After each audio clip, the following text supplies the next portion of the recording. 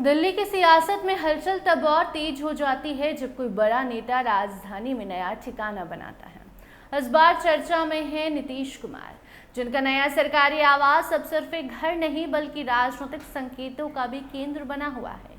बिहार की राजनीति से निकलकर राष्ट्रीय फलक पर अपनी मौजूदगी दर्ज कराने वाले नीतीश कुमार अब दिल्ली के बेहद पॉश इलाके सुनहरी बाग रोड के बंगला नंबर 9 में रहेंगे। ये कोई साधारण सरकारी क्वार्टर नहीं बल्कि टाइप ए श्रेणी का आलीशान बंगला है, यानी सरकारी आवासों का वीआईपी क्लब। अब जरा सोचिए, जहां आम आदमी किराए के मकान के लिए महीनों भटकता है, वहीं नेताओं के लिए ऐसे बंगले होते हैं जिनकी कीमत 70 से 100 करोड़ रुपए तक आकी जाती है, और अगर इन्हें किराए पर लेना पड़े तो हर महीने लाखों रुपए खर्च करने पड़े। लेकिन यहाँ किराया नहीं, पद और प्रभाव काम आता है।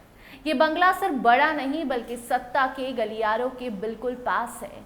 संसद भवन, प्रधानमंत्री कार्यालय और केंद्रीय सचिवालय सब कुछ ही दूरी पर है, यानी फैसले जहां होते हैं वहां तक पहुंचने में ट्रैफिक का बहाना भी नहीं चलेगा। टाइप 8 बंगले की खासियत भी कम दिलचस्प नहीं है। बड़े बड़े लॉन, चौड़ी ड्राइवे, ऊंची छतों वाले कमरे, 5-6 बेडरूम, वो भी आलीशान, अलग से study room, library, modern kitchen, सब कुछ ऐसा कि किसी 5 स्टार होटल को टक्कर दे रहा हो। ऊपर से स्टाफ के लिए अलग क्वार्टर, गार्ड रूम और गाड़ियों के लिए अलग गैराज, यानी घर कम मिनी स्टेट ज़्यादा। दिल्ली के लुटियंस जोन की झलक के लिए ये बंगले अंग्रेजों के ज़माने की विरासत हैं, लेकिन अब ये विरासत सत्ता की पहचान बन चुकी है और इन बंगलों की संख्या भी सीमित है, यानी हर किसी को ये बंगला नहीं मिलता। लेकिन बिहार के पूर्व मुख्यमंत्री नीतीश कुमार को ये बंगला दिया गया है। अब सवाल ये उठता है कि क्या ये सिर्फ एक आवास है या फिर कुछ और, क्योंकि राजनीति में हर चीज़ का मतलब होता है। कौन कहाँ रह रहा है, किसके पास कितनी पहुंच है और किसका कद कितना बड़ा हो चुका है। नीतीश कुमार को ये बंगला मिलना उनके राजनीतिक कद को भी दर्शा रहा है। ये बताता है कि वो अब सिर्फ बिहार तक सीमित नहीं बल्कि दिल्ली की राजनीति में भी अपनी मजबूत उपस्थिति दर्ज कराने जा रहे हैं। जहां एक तरफ देश का आम नागरिक महंगाई, बेरोजगारी और मकान के किराए से जूझ रहा है, वहीं नेताओं के लिए करोड़ों के बंगले सरकारी सुविधा बन जाते हैं।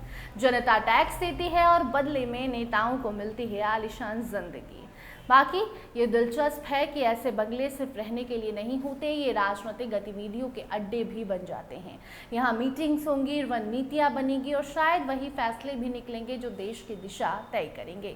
तो कुल मिलाकर ये नया बंगला सिर्फ नीतीश कुमार का घर नहीं, ये उनकी राजनीति का नया केंद्र है, उनका नया पहचान है। अब देखना यह है कि इस आलीशान पते से निकलने वाले फैसले देश की राजनीति को किस दिशा में ले जाते हैं, क्योंकि दिल्ली में पता बदलना अक्सर किस्मत और राजनीति दोनों बदलने का संकेत देता है। बाकी नीतीश कुमार के आलीशान बंगले और नीतीश कुमार के पटना से दिल्ली शिफ्टिंग पर आपकी क्या राय है, कमेंट सेक्शन में ज़रूर बताइए। अन्य अपडेट्स के लिए बने रहिए स्टार टीवी बिहार के साथ। धन्यवाद।